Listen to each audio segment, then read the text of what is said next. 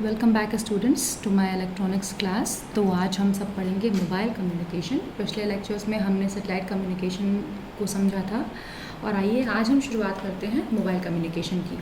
तो जैसा कि नाम से ही क्लियर हो रहा होगा, मोबाइल मतलब ऑन द मूव। आप मूवमेंट में हैं, चल फिर रहे हैं और उस वक्त भी आप अपनी इंफॉर्मेशन का आदान प्रदान कर रहे हैं, तो उसे कहते हैं mobile communication.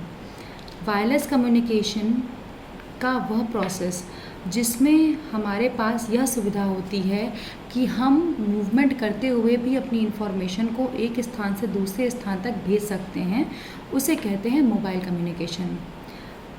Wireless communication that provides ability to communicate with the people on move. Wireless communication की वह सुविधा जिसके द्वारा हम मूवमेंट में होते हुए भी अपने बातों को, अपने मैसेज को ट्रांसमिटिंग एंड से रिसीविंग एंड तक पहुंचा सकते हैं।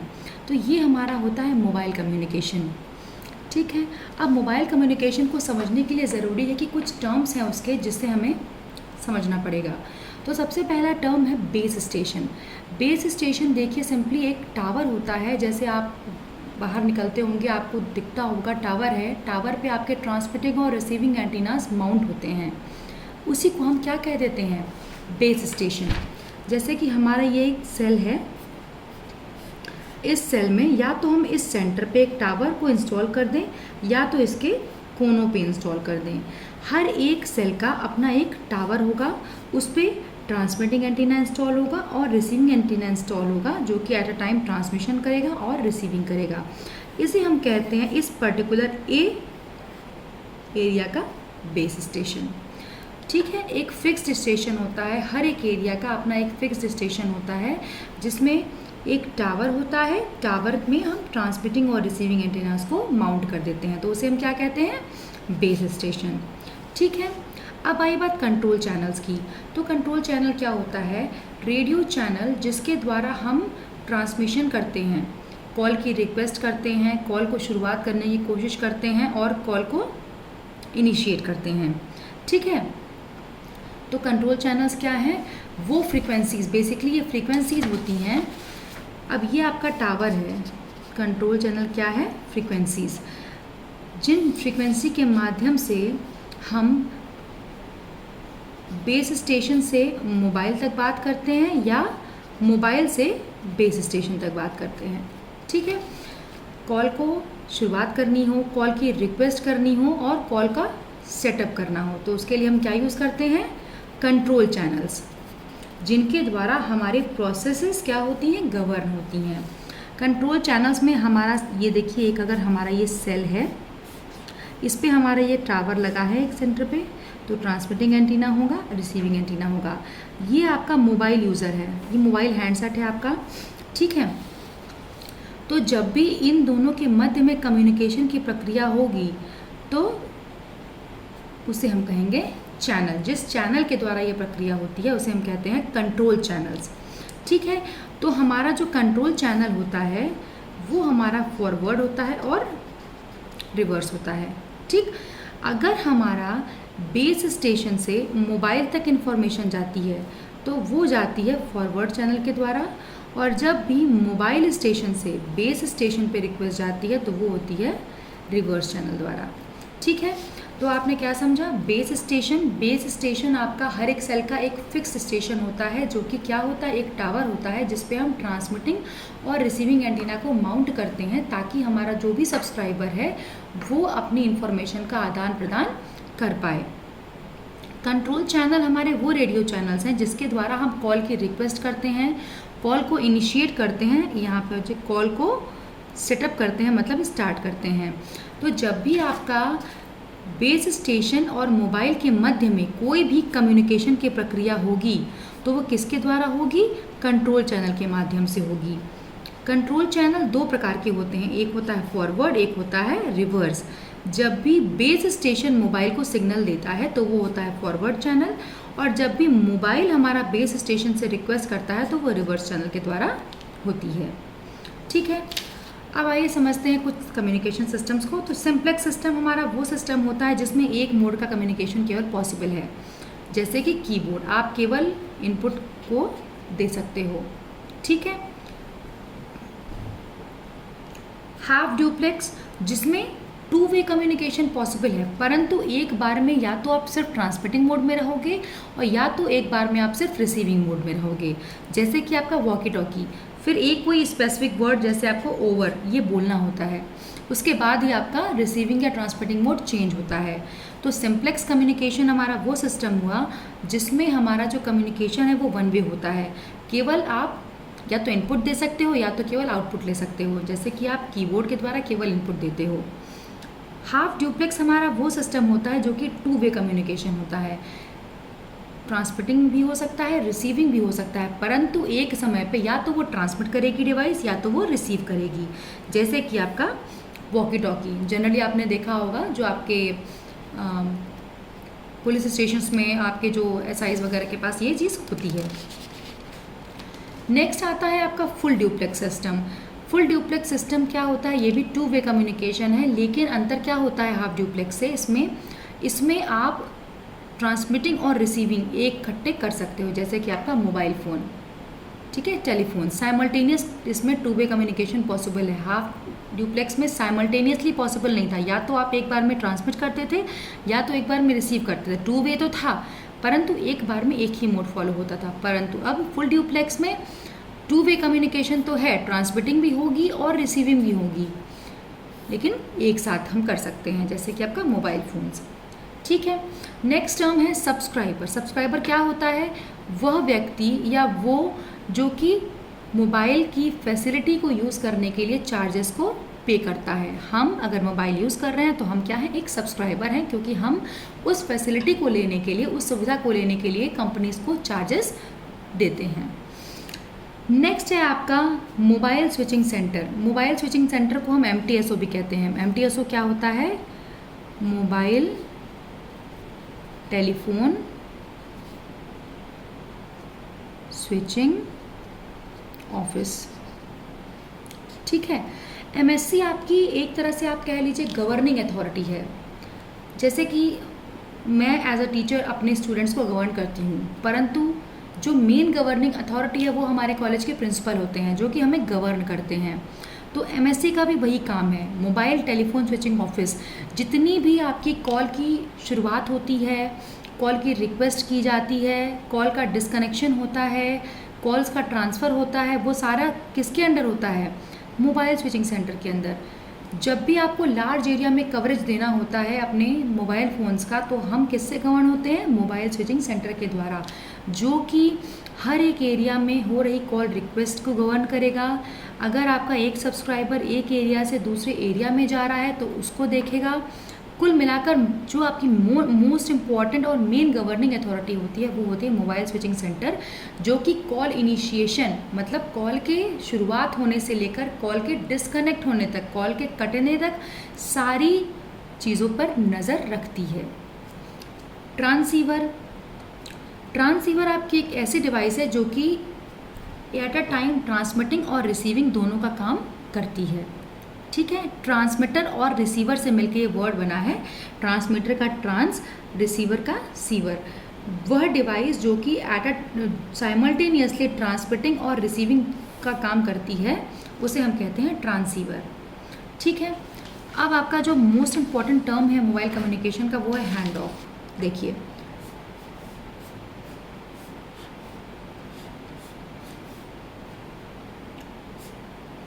जनरली हम क्या करते हैं, ये हमारा बेस स्टेशन A है, ये हमारा बेस स्टेशन B है, इसके पास ट्रांसमिटिंग एंटीना, रिसीविंग एंटीना, इसके पास भी ट्रांसमिटिंग एंटीना और रिसीविंग एंटीना। अब सपोज़ कीजिए आप एज अ सब्सक्राइबर यहाँ पे खड़े हैं और आप बात करते करते अपनी कार से इस एरिया से यहाँ पे मूव कर गए, तो अब आपका अभी A बेस स्टेशन से फ्रीक्वेंसी आपको मिल रही थी कॉल करने के लिए, अब आप किस तरफ शिफ्ट हो रहे हैं, B की तरफ शिफ्ट हो रहे हैं, तो अब आपकी ये फ्रीक्वेंसी काम नहीं करेगी, अब आपकी B फ्रीक्वेंसी काम करेगी। तो आपके मूवमेंट में रहते हुए इस बॉर्डर को क्रॉस करने से पहले ही अगर आपको MSC गवर्न कर लेता है मोबाइल स्विचिंग सेंटर की आपका एरिया चेंज होने वाला है, और आपके एरिया की चेंज होने तक ही ये आपको इस स्टेशन की फ्रीक्वेंसी B एलोकेट कर देता है, तो उसे हम कहते हैं हैंड ऑफ की प्रक्रिया, ठीक है। The process of transferring a mobile station from one channel और बेस स्टेशन टू अदर। अब देखिए, हर एक बेस स्टेशन की अपनी एक अलग फ्रीक्वेंसी होती है। तो ये ए बेस स्टेशन की ए फ्रीक्वेंसी, बी बेस स्टेशन की बी फ्रीक्वेंसी। तो अगर कोई मोबाइल यूज़र M1 इस यहाँ पे बात कर रहा है तो वो ए फ्रीक्वेंसी पे कर रहा होगा, और अगर कोई मोबाइल यूज़र M2 इस बी रीजन में बात कर रहा है तो वो बी फ्रीक्वेंसी यूज़ कर रहा होगा। अब आप सपोज़ कीजिए कि आप अपनी गाड़ी में हैं और मूवमेंट करते हुए, बॉर्डर क्रॉस करते हुए बी एरिया में जाते हैं, तो MSC तुरंत लुक आफ्टर करता है इस प्रोसेस को और with in the fraction of seconds आपकी कॉल को इस एरिया के फ्री चैनल पे, जो फ्रीक्वेंसी फ्री है, उस पर ट्रांसफ़र कर देता है। तो इसे हम कहते हैं हैंड ऑफ की प्रक्रिया। वह प्रक्रिया जिसके द्वारा हम अपने एक स्टेशन की कॉल को दूसरे स्टेशन पर ट्रांसफ़र कर सकते हैं। स्टेशन पे ट्रांसफ़र करने का मतलब है एक फ्रीक्वेंसी से दूसरे फ्रीक्वेंसी पे ट्रांसफ़र कर देते हैं। This is known as hand off. ठीक है, अब आइए बात करते हैं चैनल असाइनमेंट स्ट्रेटजी की। तो जैसा कि मैंने आपको बताया कि हैंड ऑफ वह प्रक्रिया है जिसके द्वारा कोई भी मोबाइल यूज़र अगर एक रीजन से दूसरे रीजन में जाता है तो with in the fraction of seconds उस यूज़र को उस दूसरे रीजन की फ्रीक्वेंसी अलॉट होना ज़रूरी है, नहीं तो फ़ोन आपकी कॉल आपकी ड्रॉप हो जाती है।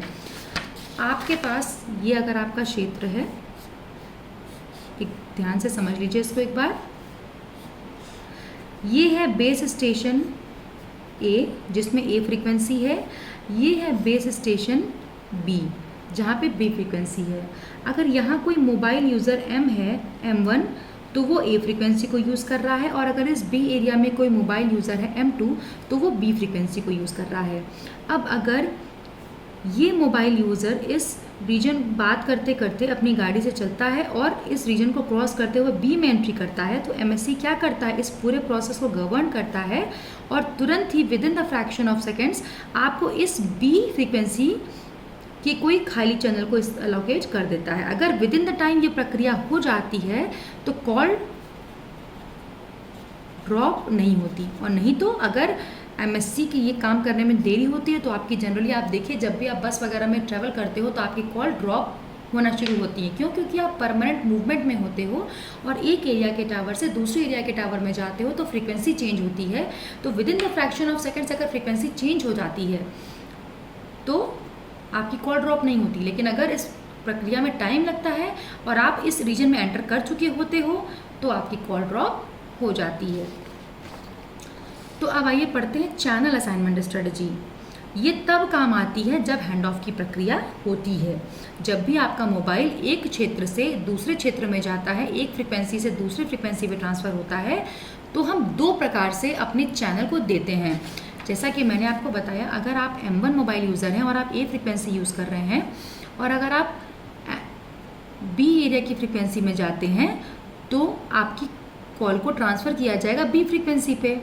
अब उसको ट्रांसफ़र करने की दो प्रकार की प्रक्रिया होती हैं। पहला होता है फिक्स्ड, दूसरा होता है डायनामिक। फिक्स्ड चैनल स्ट्रेटजी और डायनामिक चैनल, किस प्रकार से हम हैंड ऑफ की प्रक्रिया में अपने यूज़र को फ्रीक्वेंसी प्रदान करते हैं, उसे हम कहते हैं चैनल असाइनमेंट। चैनल का असाइनमेंट मतलब ये होता है फ्रीक्वेंसी असाइन करना, कि अगर आप मूवमेंट में एक एरिया को छोड़कर ए से बी पे जा रहे हो तो आपको ये एरिया की फ्रीक्वेंसी किस तरह से असाइन की जाएगी। तो दो प्रक्रियाओं के द्वारा हम क्या करते हैं, हैंड ऑफ की प्रक्रिया में फ्रीक्वेंसी को देते हैं। पहला होता है फिक्स्ड, दूसरा होता है डायनेमिक। तो फिक्स्ड में क्या होता है कि आपका हर एक एरिया, ये आप क्लस्टर देख लीजिए पहले, आपको समझ में आ जाएगा।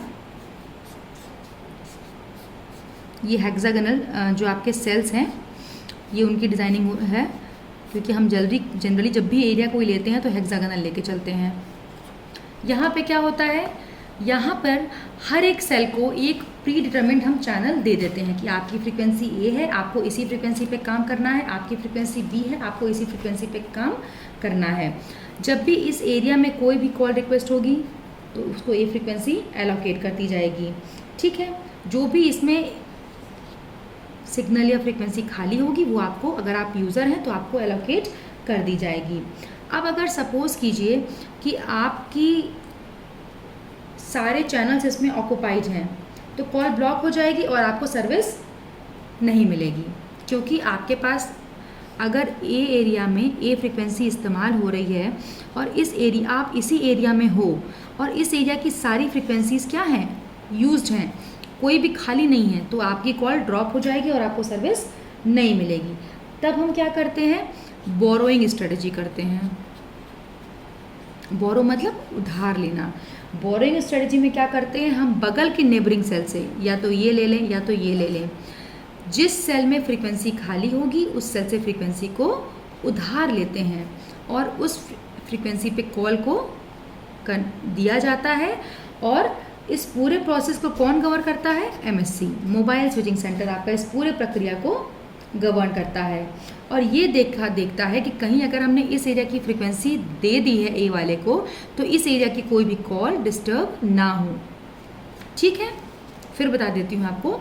चैनल असाइनमेंट स्ट्रेटजी का मतलब ये है कि किस प्रकार से आप किसी भी मोबाइल यूज़र को फ्रीक्वेंसीज अलोकेट करते हो।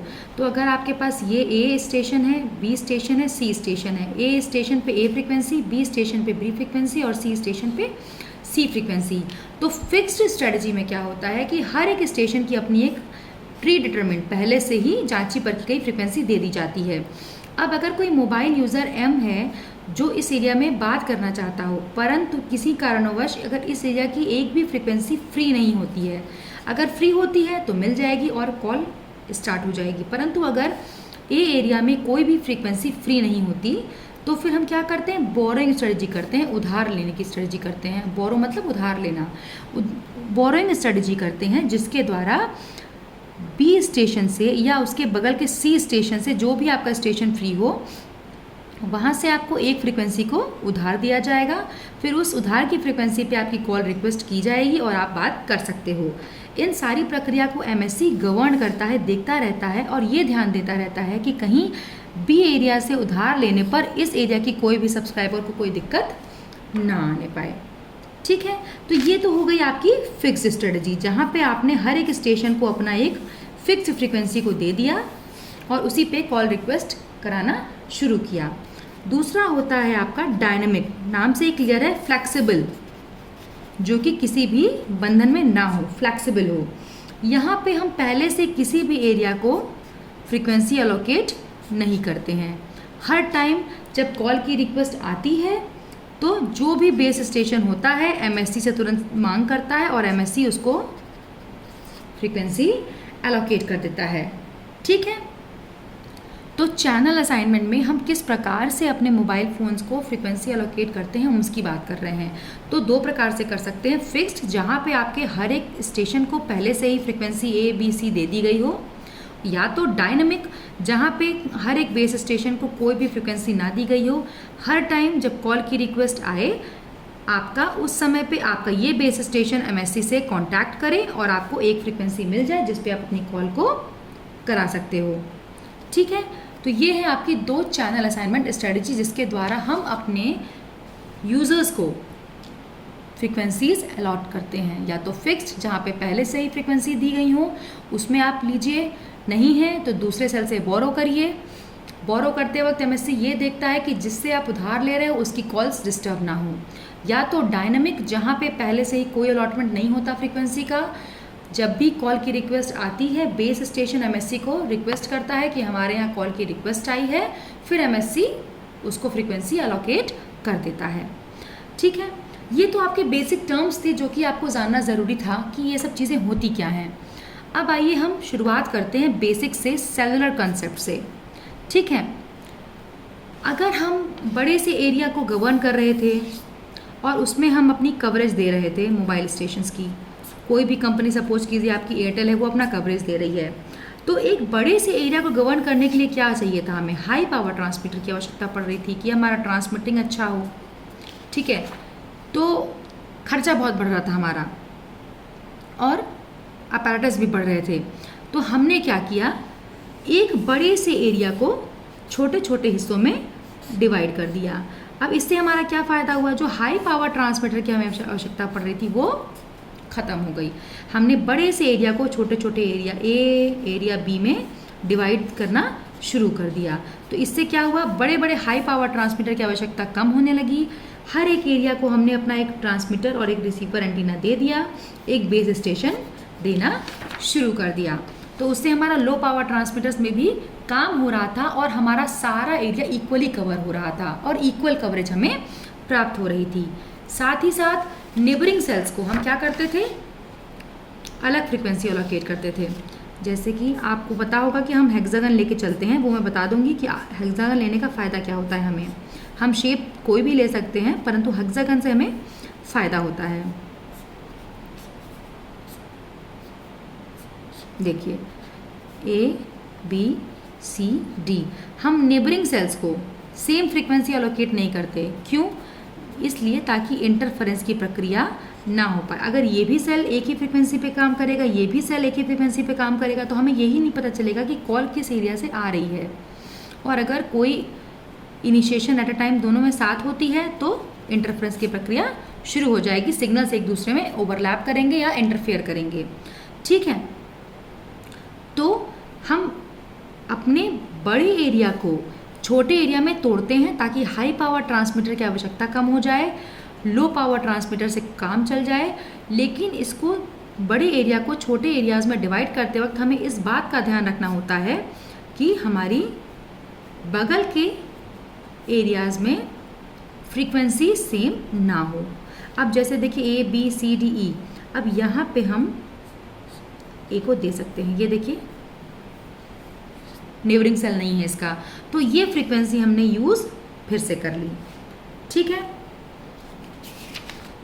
तीसरा, same set of channels is then reused at different geographical location. तो मैं आपको ये बताना चाह रही हूँ कि अगर हम बड़े रीजन को छोटे रीजन्स में कन्वर्ट करते हैं तो फ़ायदा क्या होता है। सबसे पहला, हाई पावर ट्रांसमीटर्स खत्म हो गए, लो पावर ट्रांसमीटर से हमें काम चलने लगा। नेबरिंग सेल्स को हम डिफरेंट फ्रीक्वेंसी एलोकेट कर देते हैं तो इंटरफेरेंस की प्रक्रिया भी खत्म हो जाती है। सेम सेट ऑफ चैनल्स को हम रीयूज़ भी कर सकते हैं। जैसा कि मैंने आपको बताया, ये देखिए सटे हुए सेलों को, एडजेसेंट सेलों में सेम फ्रीक्वेंसी मत दीजिए, बाकी ए अगर यहाँ पे है तो आप ए यहाँ पे यूज़ कर सकते हैं। यानी आप एक ही फ्रीक्वेंसी को कई जगह पे इस्तेमाल कर सकते हैं। अपने बड़े से एरिया को छोटे से एरिया में डिवाइड करने के लिए जनरली हम हेक्सागन लेके चलते हैं। ठीक है, हेक्सागनल शेप्स जनरली प्रेफर किए जाते हैं क्योंकि कवरेज एरिया इनसे बढ़ जाता है। देखिए, अगर आप सर्कुलर लेके चलते हो तो सर्कुलर में क्या होता है, ये देखिए एक एरिया अनकवर्ड हो जाए, यानी इस एरिया में मोबाइल सर्विसेज आपको मिलेंगी ही नहीं अगर आप सर्कुलर शेप लेके चलोगे। या तो आप ओवरलैपिंग करा दो, तो ओवरलैपिंग कराओगे तो क्या होगे, इंटरफेरेंस आएगी, सेम फ्रीक्वेंसीज हर जगह मिलेंगी आपको। ठीक है, अगर आप स्क्वायर लेके चलते हो तो स्क्वायर में देखिए जो आपका डिस्टेंस होता है वो अलग अलग हो रहा है, D1 D2। ठीक है, लेकिन आप ये चीज़ देखिए हेक्सागन में आपका डिस्टेंस समान जाता है। ठीक है, तो कवरेज एरिया जो होती है ये आपका, नो डाउट कि इसमें आपकी ना ओवरलैपिंग हो रही थी ना कोई गैपिंग हो रही थी, एरिया नहीं छूट रहा था। परंतु जो कवरेज एरिया है, अगर इसमें 60% है तो इसमें लमसम 80% कवरेज एरिया हम दे देते हैं। हम एक क्लस्टर लेके चलते हैं, उस क्लस्टर का साइज होता है n बराबर 7, 1 2 3 4 5 6 7। अब इन सातों को हमें अलग अलग फ्रीक्वेंसी देनी होती है, A B C D E F और G। ठीक है, अब देखिए इस G वाले को हम पुनः यहाँ पे इस्तेमाल आराम से कर सकते हैं। ये देखिए, क्योंकि ना एडजेसेंट है, बगल का नहीं है, नेबर का नहीं है, साथ की फ्रीक्वेंसीज A और F है, तो हमारा इंटरफेरेंस की प्रक्रिया भी नहीं होगी। तो n क्या है आपका क्लस्टर का साइज, ये आपका एक क्लस्टर है, 7 सेल का एक क्लस्टर बनता है, n = 7। इन सातों को हमें सेम फ्रीक्वेंसी नहीं देनी होती, एक में A फ्रीक्वेंसी, एक में B फ्रीक्वेंसी, ऐसे ऐसे करके F1 F2 जो भी फ्रीक्वेंसी आपको देनी है आप दे सकते हो।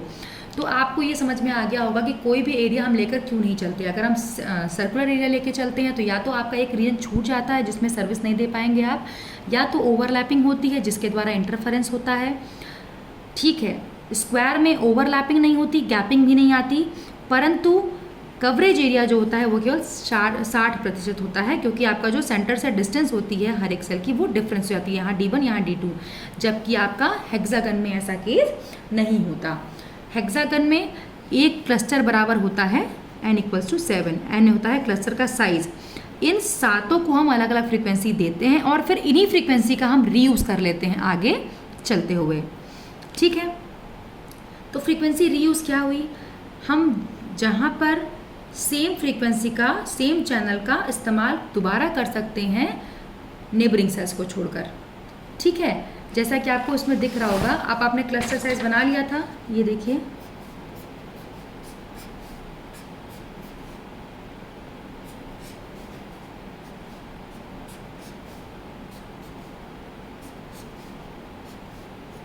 ये देखिए ABCDE। तो आप फ्रीक्वेंसी रीयूज से क्या समझते हैं? वो सेट ऑफ चैनल्स जिनको हम दोबारा यूज़ कर सकते हैं। अब ये C यहाँ पे है, अब आप इस C को पुनः इस्तेमाल कर सकते हैं। क्यों? क्योंकि आपका क्या है, एडजेसेंट सेल में, बगल के सेल में, नेबरिंग सेल में, पड़ोस के सेल में फ्रीक्वेंसी B है, D है, लेकिन C हम नहीं ले रखे, तो C यहाँ पे हम इस्तेमाल कर सकते हैं। इसे हम कहते हैं फ्रीक्वेंसी रीयूज।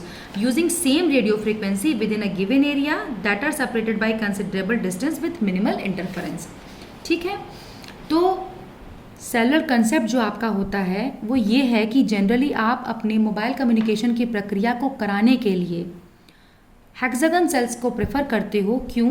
क्योंकि कोई ओवरलैपिंग नहीं होती, कोई गैपिंग नहीं होती, तो अनकवर्ड नहीं रहता कोई भी रीजन कवरेज क्षेत्र से, और आपका जो कवरेज एरिया है वो 80% के लगभग ऊपर होता है। ठीक है, आप आसानी से एक क्लस्टर साइज को छोड़ के, एक क्लस्टर साइज होता है n बराबर 7। ठीक है, आप ये ऐसे 7 बना सकते हैं इसमें। ठीक है, ठीक है, ये हो गया ना, देखिए 3 3 6 और 1 7, ABCDEFG। ठीक है, अब आपने C यहाँ इस्तेमाल कर लिया। ठीक है, अब B है तो B आप पुनः दोबारा इस्तेमाल कर सकते हैं। यहाँ पे A यहाँ पे है तो आप A यहाँ इस्तेमाल कर लीजिए। तो इस प्रकार से आप देख रहे हैं कि सेम सेट ऑफ फ्रीक्वेंसीज को, ये सेम सेट हैं, A से लेकर G तक आपकी 7 सेट ऑफ फ्रीक्वेंसीज हैं। आप इन फ्रीक्वेंसीज को पुनः इस्तेमाल कर सकते हैं।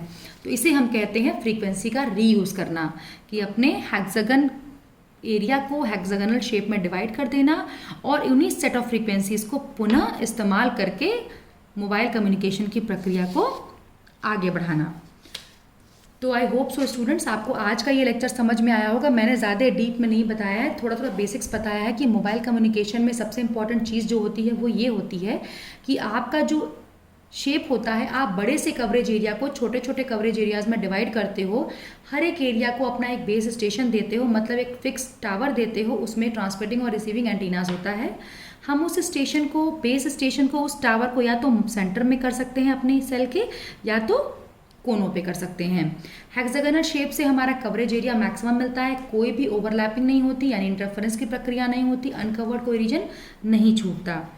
फ्रीक्वेंसी रीयूज हम आसानी से कर सकते हैं। सेम सेट ऑफ फ्रीक्वेंसीज को हम पुनः नेबरिंग सेल में ना देते हुए उसके बाद के सेल में दे सकते हैं। बस हमें इतना ध्यान रखना है कि अगर हमारा ए यूज हो रहा है तो बगल के पड़ोस सेल में उसे नहीं देंगे और दूर उससे हम दे सकते हैं, ताकि इंटरफेरेंस की प्रक्रिया ना हो पाए। हैंड ऑफ की प्रक्रिया वह होती है कि जब आप एज अ यूज़र बात करते करते अपने इस डी फ्रीक्वेंसी को छोड़ते हुए इधर आ रहे होते हैं, तो आपको उस एरिया की फ्रीक्वेंसी प्रदान की जाए MSC के द्वारा, तो उसे हम कहते हैं hand of. With in the time अगर हैंड ऑफ की प्रक्रिया सुचारू रूप से हो जाती है तो आपकी कॉल ड्रॉप नहीं होती, और अगर MSC के द्वारा इस प्रक्रिया में टाइम लगता है तो आपकी कॉल ड्रॉप हो जाती है। जब भी हम अपने किसी भी यूज़र को, अगर वो कॉल की मांग करता है, सपोज कीजिए M1, उसे हमें चैनल फ्रीक्वेंसी देनी होती है कॉल के लिए, तो हम दो प्रकार से देते हैं, या तो फिक्स्ड या तो डायनेमिक। फिक्स्ड मतलब एकदम मजबूती से, स्थिरता से बना हुआ, जहाँ पर हम हर एक एरिया को अपनी फ्रीक्वेंसी देते हैं, जैसे A, B, C हमने पहले से ही दे रखी है। अगर यहाँ पे M1 ने कॉल मांगी तो D फ्रीक्वेंसी उसको मिलेगी। अगर इस एरिया की सारी फ्रीक्वेंसी इस्तेमाल हो चुकी हैं तो बगल के एरिया से उधार लिया जाएगा, और ये उधार लेते वक्त इस बात का ध्यान रखा जाएगा कि उस जहाँ से उधार लिया जा रहा है उसकी कोई भी चैनल डिस्टर्ब ना हो, अगर वहाँ पे कोई कॉल है तो वो डिस्टर्ब ना हो। या तो डायनेमिक मतलब पूरी तरह से फ्लेक्सिबल चेंजेस को लेने वाली, इसमें हम क्या करते हैं, पहले से ही कोई फ्रीक्वेंसी एलोकेट नहीं करते। हर टाइम जब कोई भी यूज़र कॉल की रिक्वेस्ट करता है तो MSC तुरंत चेक करता है कि कौन सी फ्रीक्वेंसी फ्री है और उस यूज़र को एलोकेट कर देता है। चलिए, तब तक आप इसको स्टडी कीजिए, फिर हम आगे मिलते हैं GSM के कॉन्सेप्ट को लेकर। तब तक के लिए थैंक यू।